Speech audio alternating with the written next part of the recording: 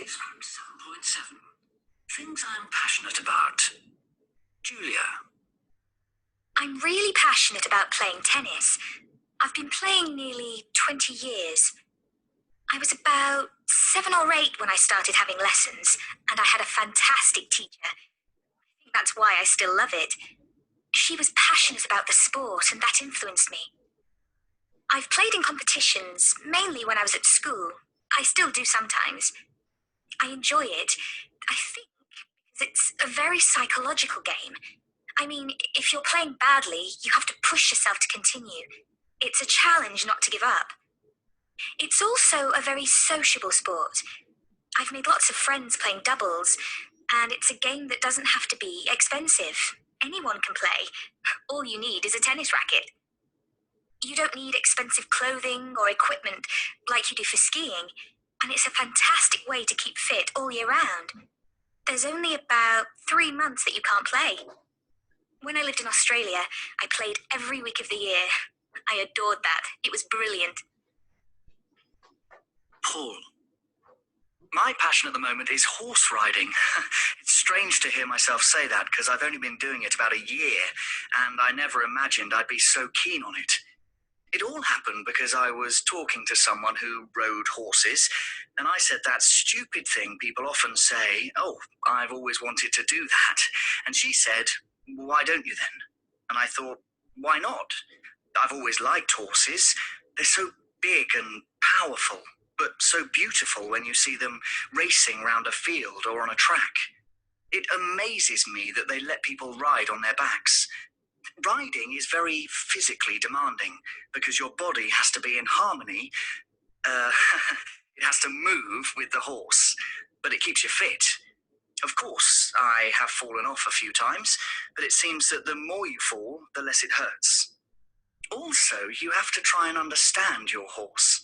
They have moods. You never quite know what a ride is going to be like. A horse you had a fantastic ride on one week can be slow and miserable the next week. I really like that about horses. They have personalities. Andrew. I'm passionate about poetry. I studied English literature at university, but it wasn't until after I graduated that I really got into poetry, and I started writing some myself. And I met some other people who wrote poetry, and I heard them read it aloud, and that was amazing. I felt the power of the words.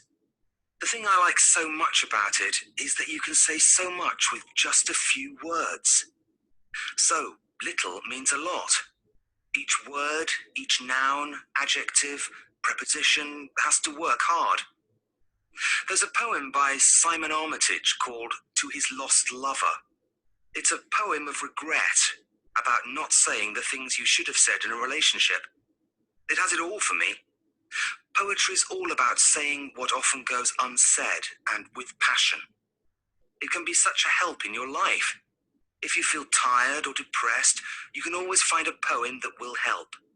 It can be short or long. It doesn't matter. James.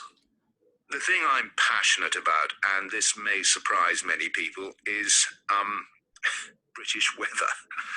I know lots of people can't stand our weather.